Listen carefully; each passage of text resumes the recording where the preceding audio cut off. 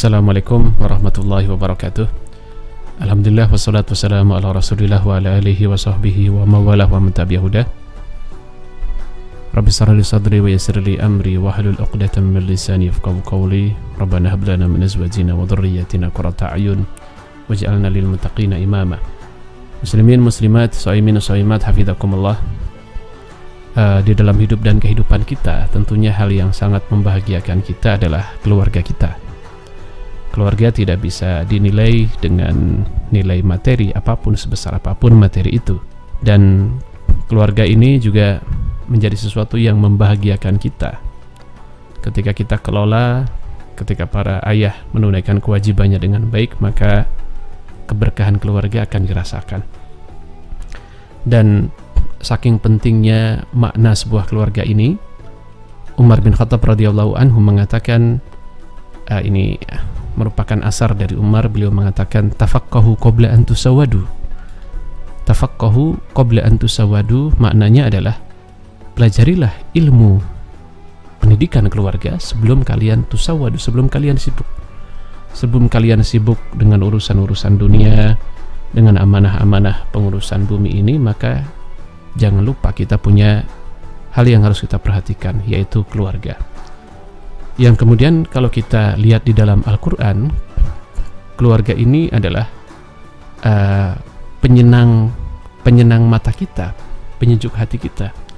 Maka Allah Subhanahu wa taala dalam surat Al-Furqan ayat 74 mengatakan, a'udzubillahi minasyaitonir rajim, walladzina yaquluna rabbana hab lana min azwajina wa dhurriyyatina qurrata a'yun waj'alna lil muttaqina imama. Ibadur Rahman itu salah satunya adalah mereka yang berjalan di muka bumi tidak sombong, mereka yang qiyamul lail, mereka yang berinfak. Dan terakhir sekali, sifat ibadur Rahman itu adalah mereka yang membangun keluarga yang diwarnai dengan nuansa iman.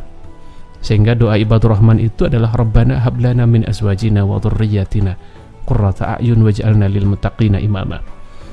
Ibadur Rahman mereka mengatakan, ya Rabb, hibahkan, hadiahkan kepada kami min azwajina, pasangan kami, anak-anak kami, jadikan mereka itu semua qurrat a'yun, sesuatu yang menyenangkan mata kita, dan jadikan kami pemimpin bagi orang-orang yang bertakwa. Maka di sini Allah Subhanahu wa taala mengatakan, ya, keluarga itu adalah hibah. Hibah itu sama dengan hadiah. Jadi keluarga kita ini hakikatnya adalah hadiah dari Allah Subhanahu wa taala. Gitu ya. Yang namanya hadiah tentunya disimpan di tempat yang layak, tidak disia-siakan, ya, dijaga dengan baik. Maka ini menjadi doa kita. Ini Rabbana hab lana min azwajina wa dhurriyyatina qurrata a'yun waj'alna lil muttaqina imama ini.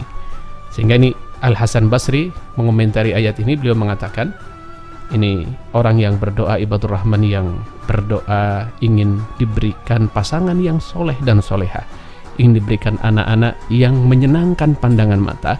Ini maksudnya adalah ar-rajul yara zawjatahu wa waladahu muti'ina lillah.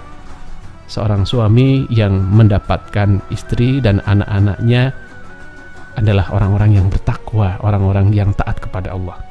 Jadi qurrata a'yun, penyenang pandangan mata kita.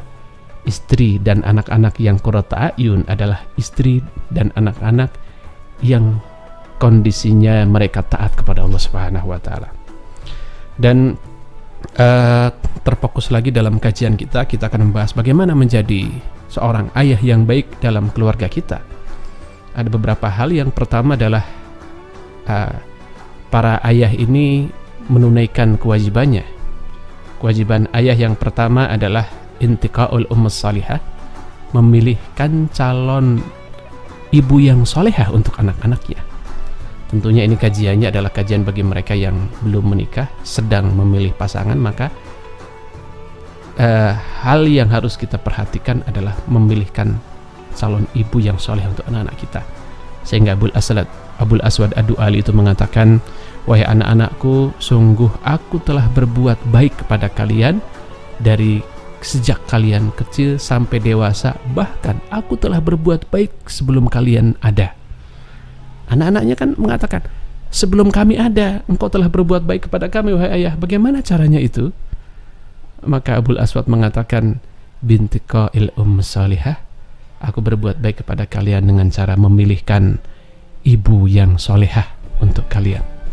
Itu yang pertama, memilihkan calon ibu yang solehah. Dan tentunya bagi kita yang sudah hadir hari ini, istri kita, anak-anak kita, maka kewajiban para ayah adalah bagaimana mendidik para istri ini yang sudah solehah agar semakin solehah, yang belum agar dikokohkan di dalam kebaikannya sehingga menjadi wanita yang solehah. Yang kedua, bagaimana menjadi ayah yang baik adalah memberikan nama yang baik pada anak-anak kita. Ini kan nama itu adalah doa ya, sehingga dalam hadis disebutkan hassinu asma'akum fa innahu yunada bi yaumil qiyamah. Perbaiki, perbagus nama anak-anak kalian karena kalian akan dipanggil dengan nama itu pada hari kiamat. Yang ketiga, di dalam riwayat asar ini disebutkan adalah ajarkan anak itu ta'limuhul Quran, ayu'allimuhu al-Quran, mengajarkan Al-Quran. Jadi sesungguhnya wahai para suami, wahai para ayah, kewajiban mengajarkan ilmu agama, kewajiban mengajarkan Quran, itu kewajiban suami, kewajiban para ayah, kewajiban para suami. Yang hari ini kadang fenomena terbalik. Yang mengajarkan agama, yang mengajarkan Quran itu adalah istri kita, ya kan? Mungkin karena sibuk ataupun mungkin karena waktu yang paling banyak dimiliki oleh yang ada itu dimiliki oleh ibu sehingga kurang maksimal. Jadi hari ini yang harus kita rombak total adalah kewajiban mengajarkan agama, kewajiban mengajarkan Quran adalah para ayah. Itu jadi memilihkan ibu yang solehah, memberikan nama yang baik, mengajarkan agama ini bagian dari kewajiban ayah. Yang keempat adalah ghorsul iman wal aqidah. Ya, ghorsul iman wal aqidah as-sahihah fi nufusil aulad. Kewajiban seorang ayah yang baik adalah menanamkan iman dan akidah. Sehingga ini ada tabi'in kita.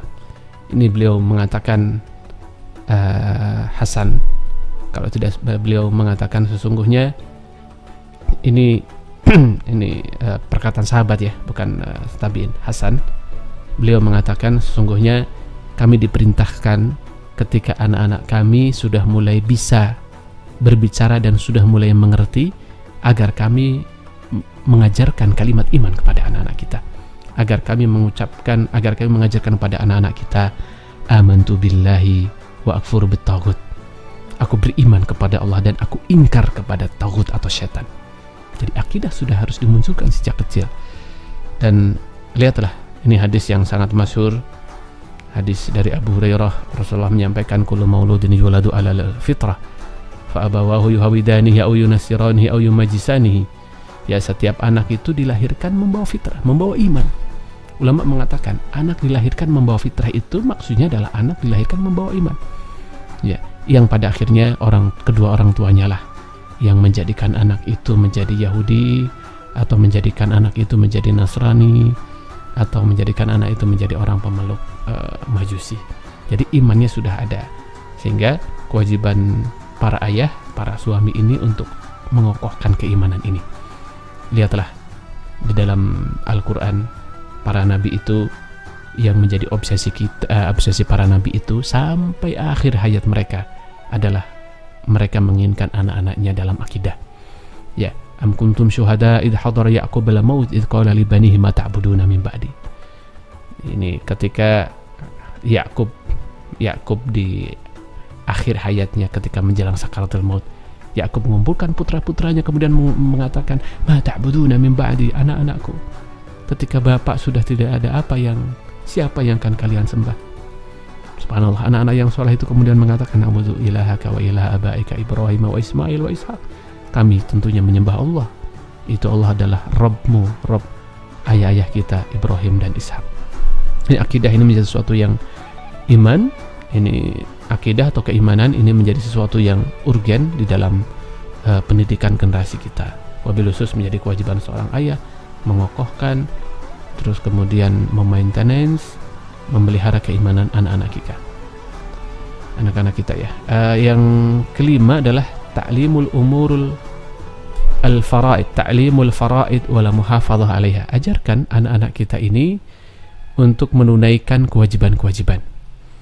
Maka nanti di dalam hadis an Amr ibn Shu'aib an abihi an jaddihi radhiyallahu anhu qala Rasulullah sallallahu alaihi wasallam muru auladakum bis salat wa hum abna sab'a sinin wadribuhum 'alaiha wa hum abna asar sinin. Perintahkan anak-anakmu salat ketika usia 7 tahun dan pukullah mereka ketika mereka tidak mau salat dan usianya sudah 10 tahun. Ya, kemudian wa farriqu bainahum fil madaji, dan pisahkan mereka di tempat tidurnya. Jadi hadis ini mengajarkan bahwasanya mengajarkan sholat, bukan, nanti ulama mengkiaskan bukan hanya sholat, perintah-perintah itu ya itu diajarkan dan diperintahkan oleh para ayah kepada anak-anaknya ketika anak-anaknya sudah usia 7 tahun, termasuk sholat, puasa Ramadan, barangkali memakai hijab, itu 7 tahun. Ini melaksanakannya. Berarti kalau melaksanakan sholat 7 tahun, melaksanakan puasa, hijab bagi anak-anak perempuan, mengajarkannya, membiasakannya harus sebelum 7 tahun, ya kan? Karena harus diajarkan dulu ilmunya, bagaimana gerakannya, ya kan? Bagaimana cara melakukan kaifiatnya seperti apa, itu diajarkan semaksimal mungkin, dan praktiknya mereka 7 tahun mempraktekkan itu. Dan ketika sudah 10 tahun masih belum mau, maka ada pendidikan hukuman dalam Islam, yaitu ketika anak sudah 10 tahun belum mau melaksanakan sholat, maka ada pukulan, tapi tentunya pukulan sesuai dengan standar syar'i, bukan menyakiti atau menzalimi. Yang terakhir adalah pisahkan mereka di tempat tidurnya ketika usia 10 tahun. Jadi sesungguhnya tarbiyah jinsiyah, atau hari ini orang mengatakan pendidikan seks, itu bukan mengajarkan alat reproduksinya, ini laki-laki alat reproduksinya ini, perempuan alat reproduksinya ini, bukan, tapi mengajarkan batasan aurat. Ini aurat laki-laki nih, tidak boleh engkau perlihatkan kepada temanmu. Ini aurat wanita, tidak boleh diperlihatkan di depan umum. Ajarkan itu. Sehingga dalam Islam itu agama yang bersih, agama yang suci ini mengajarkan tarbiyah jinsiyah sejak kecil. Jadi anak-anak sudah usia 10 tahun itu sudah tahu dia jenis kelaminnya apa, ya batasan dengan lawan jenis kelamin juga seperti apa. Yang keenam adalah mengajarkan adab. Ya, adab ini perlu dilatih, karena perlu latihan adab ini. Beda dengan akhlak. Kalau akhlak itu given. Maka dalam hadis disebutkan innallaha qasama akhlaqakum bainakum kama qasama arzaqakum. Allah itu telah membagikan akhlak sebagaimana membagikan rizki. Rizki telah dibagi-bagi dan akhlak juga dibagi-bagi. Maksudnya ulama mengatakan akhlak yang dibagi-bagi itu karakter bawaan, given ya. Sehingga ada yang baik, kok baik banget, ternyata karakter bawaannya juga memang baik. Gen dari ayah ibunya juga baik. Hanya nanti wilayah pendidikan hari ini, para pendidik hari ini bisa memperbaiki generasi dalam adab. Jadi kalau akhlak itu given bawaan, kalau adab itu hasil pendidikan atau tempaan. Jadi beda ya, ada akhlak, ada adab. Jadi bedanya akhlak itu given, yang kedua akhlak itu ada akhlak baik, ada akhlak yang buruk. Kalau adab semuanya baik. Ya, hasil pendidikan, hasil pembiasaan itu namanya adab. Sehingga ini adab makan, adab minum, adab berinteraksi. Ya, sehingga nanti di dalam hadis disebutkan dari Umar bin Abu Salamah, kuntu gulam inda Rasulullah sallallahu alaihi wasallam fakanat yadi tatishu fi sahfah faqala ya gulam samillah wa kul biyaminik wa kul mimma yalik. Wahai anakku, lihat Rasulullah ini Umar bin Abi Salamah ini anak tiri beliau, dan Rasulullah mengatakan, anakku, ya samillah, lihat adab makan, samillah, bacalah bismillah, wakul biyaminik, makan dengan tangan kananmu anakku, wakul mimma yalik, dan makanlah dari tempat terdekat. Karena dalam hadis ini Umar itu ketika makan bersama ngacak dia tangannya, ini makanan ini diambil, diacak, makanan itu diacak. Maka Rasulullah mengatakan wakul mimma yalik, makanlah di tempat yang terdekat, gitu ya. Yang terakhir, ini mengajarkan anak-anak untuk mencintai Nabi, mencintai Quran, dan mencintai keluarga Nabi. Rasulullah mengatakan adibu auladakum ala khisali salas, ajarkan anakmu 3 hal. Ajarkan hubbi nabiyikum, mencintai Nabi kalian, wa hubbi ahli baiti, mencintai keluarga Nabi, wa hubbi qiraatil Quran, dan mencintai untuk membaca Al-Quran. Baik, itu saja yang dapat disampaikan. Mudah-mudahan Allah jadikan keluarga kita keluarga yang qurrata ayun untuk kita semua, sakinah mawaddah warahmah, dan mudah-mudahan Allah jadikan generasi ini generasi yang dibanggakan oleh Rasul kita, Rasulullah Muhammad SAW. Aku qauli hadza wa astaghfirullah li wa lakum. Assalamualaikum warahmatullahi wabarakatuh.